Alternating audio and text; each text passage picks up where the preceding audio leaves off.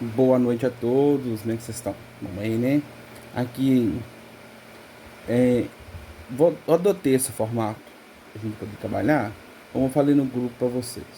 A matéria é muito extensa, é uma coisa que está sempre em mudança, tá? Talvez o material de vocês não tiver acesso, que o meu sistema não quer abrir, tá?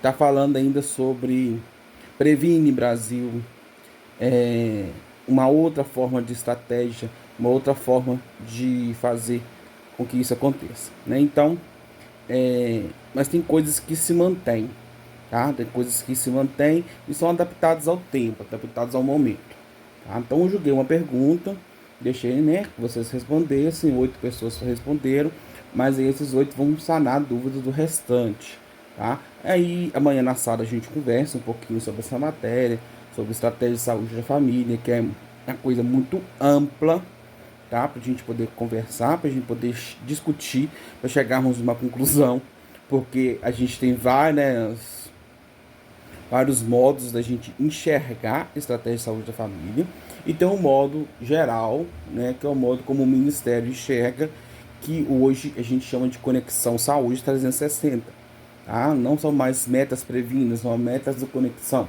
tá?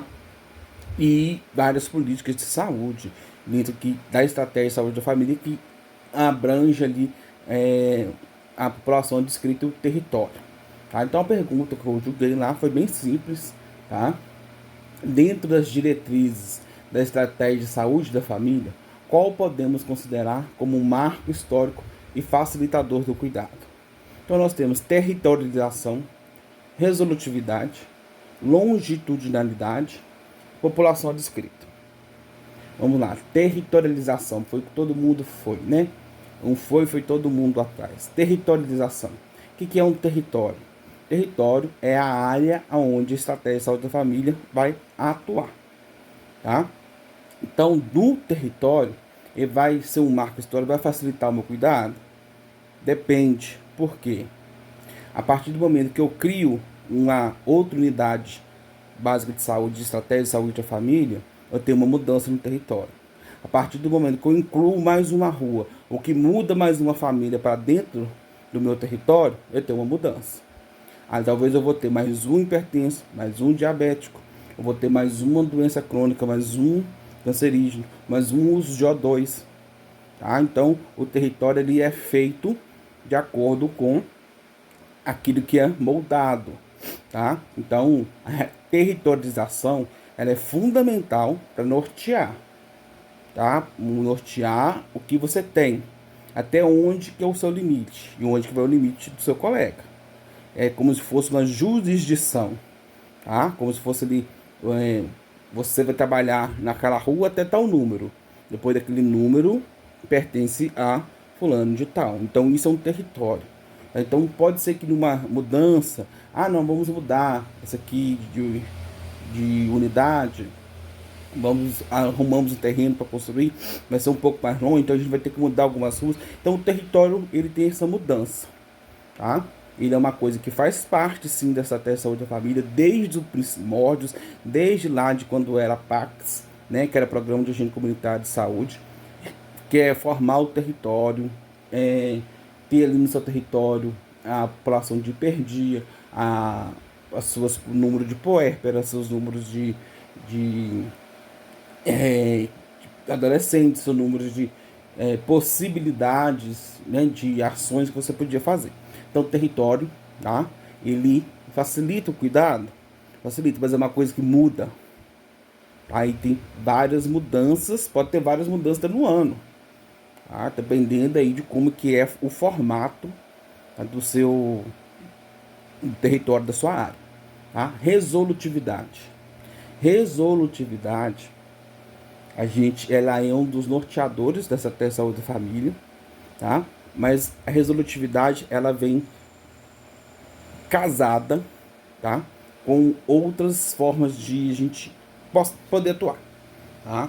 Então a resolutividade ela vem ali casada com o qual é o problema, o que é a causa, qual a rede que eu tenho de assistência no meu município, como que essa rede é moldada no meu município, na minha micro-região, na minha macro-região, tá? O que que eu vou ter para poder oferecer a esse paciente de acordo com as suas necessidades. E lembrando que na estratégia saúde família a gente está falando de atenção primária, então a gente está falando de cuidado e prevenção, tá? Cuidado e prevenção, é lógico que a gente vai ter uns momentos de urgência, né? Não vai fugir, mas está falando de cuidado e prevenção. Então, resolutividade é quando eu consigo resolver o problema. Muitas vezes não vou conseguir resolver o problema dentro da minha própria unidade de saúde. Vou depender da atenção secundária, atenção terciária, talvez até de uma atenção quaternária que a gente está incorporando agora, que são os meios mais complexos para atender os nossos usuários. Então, resolutividade, ela é uma coisa dependente. Facilita o cuidado? Facilita, mas é uma coisa muito dependente, tá?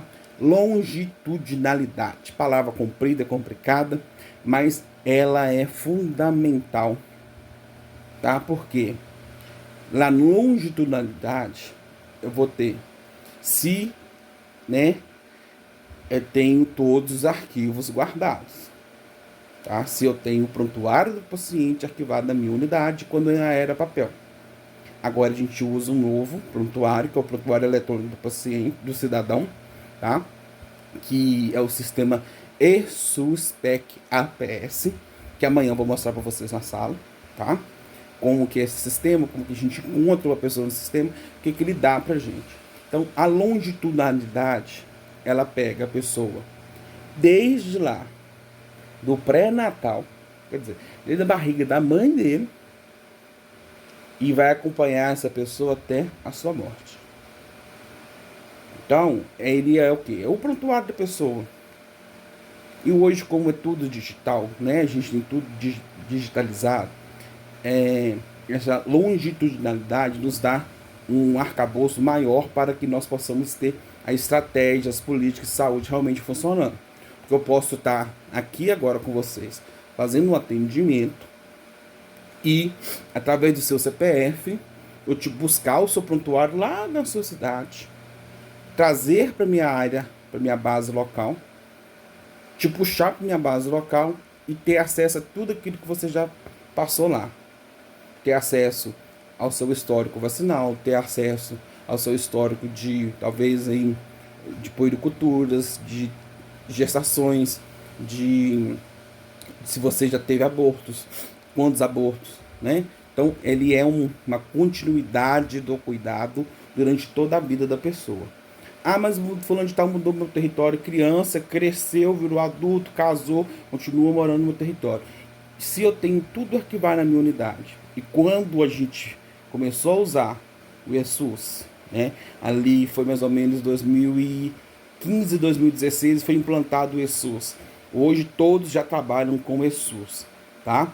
O ESUS que muitos de vocês vão ouvir falando PEC, tá? O nome é muito grande, ESUS PEC APS, tá? Ele me dá, tá? Tem uma abinha que a gente abre lá, que ele dá pra gente o dia e o horário em que essa pessoa esteve consultando com outro profissional, o dia e o horário que ela esteve vacinando, o dia e o horário que ela tomou uma medicação na rede pública. E, como eu falei, pelo seu CPF a gente consegue te puxar de outros locais. Então, longitudinalidade é o cuidado do início ao fim. Então, não importa, você mudou de território, antes a gente mandava o prontuário com o malote, hoje a gente mesmo levava pessoalmente até a outra unidade. Não entregava o paciente, não, tá? Isso talvez acontecia de entregar paciente, mas o certo era você mandar de uma forma formal e entregar na outra unidade. Mas o prontuário acompanhava o paciente por onde ele fosse. E é um direito do paciente. A longitudinalidade de virtual já nos dá essa facilidade de eu puxar, talvez a pessoa mora aqui, meu bairro de Fátima, mudou para um outro território, mudou, vamos colocar Pacheco, do outro lado da cidade. Ah, como é que eu vou saber se está na minha base local? Então, pelo CPF, pela data de nascimento, pelo nome da mãe, pelo próprio nome da pessoa, tiver tudo certinho, eu consigo pegar o histórico dessa pessoa. Mas, Se tiver algum problema, a gente tem outros sistemas de buscas também, tá? Que nos ajuda a encontrar um histórico, pelo menos para nortear o nosso trabalho. Então é um marco e também é um facilitador, porque quando a gente tem a longitudinalidade, uma referência e contra-referência, tudo ali no mesmo sistema, lançado de uma única forma, lançado de uma forma comum, de todo mundo que trabalha, para que o cuidado seja efetivado, tá? Nós temos essa longitudinalidade, que é uma linha do cuidado de toda a vida da pessoa no tempo que ela esteve sob os cuidados da atenção primária, do início da sua vida até a sua morte. Então a gente tem ali o prontuário da pessoa, até porque também ele também pode ser acessado após a morte, tá? População descrita. População descrita é aquela população que faz parte do meu território. Então a população descrita ela vai me dar o perfil do meu território, tá? E pela PNAD, que é a Política Nacional de Atenção Básica, tá? Que teve algumas mudanças, tá bom? Mas manteve ali até 5 mil pessoas por unidade básica de saúde, por estratégia de saúde da família, até 200 famílias por agente comunitário de saúde. A gente sabe que muitas vezes foge um pouco da realidade, vai ter um pouco mais, um pouco menos, tá? Mas isso aí é questões logísticas também do próprio município. Se eu tenho um município de 5 mil habitantes, para que eu vou ter 2 unidades de saúde da família, tá? Então, eu posso ter uma urbana, posso ter uma rural com pontos de apoio, tá? Então, assim, isso chama microplanejamento e vai moldar, né? E vai ser trabalhado de acordo com a realidade local. Mas a população descrita é aquilo que me dá um norte de como que eu vou conduzir a minha unidade. Quais são as políticas que eu vou trabalhar mais? Tá? Vamos pegar um exemplo aqui. O PSF que eu faço parte, eu faço parte da população descrita da Estratégia de Saúde da Família Abdala Felício, que é a Estratégia de Saúde da Família do bairro de Fátima. Mas o nome dela é Abdala Felício, que dá nome ao posto. Mas o que acontece? O que nós somos? Nós somos uma área quilombola. Então, o que eu tenho que trabalhar? Política, saúde da população negra, principais prevenção aos principais agravos da saúde da população negra, população vulnerável, é um bairro que é considerado vulnerável, então tem que ser 100% de cobertura, tá? Não importa as casas, não importa os becos, tá? Tem que ter 100% de cobertura.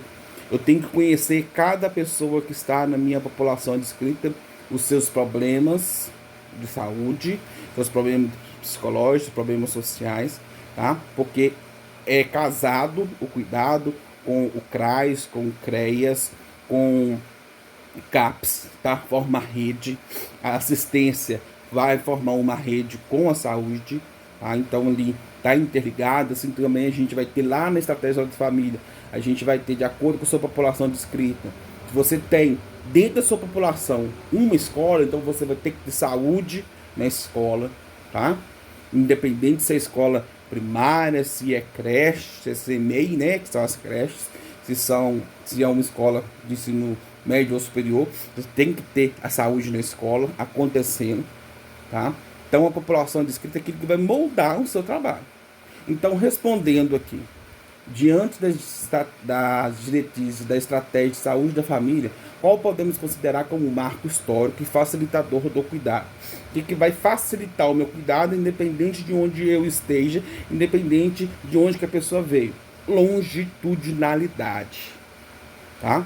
Então, a linha do cuidado da vida da pessoa, que é a longitudinalidade, e isso que vai definir um marco histórico, porque ali eu posso ter relatos, talvez já até passou por um momento depressivo, vou ter relatos do CAPS, vou ter relatos de outros profissionais que vão agregar no meu cuidado.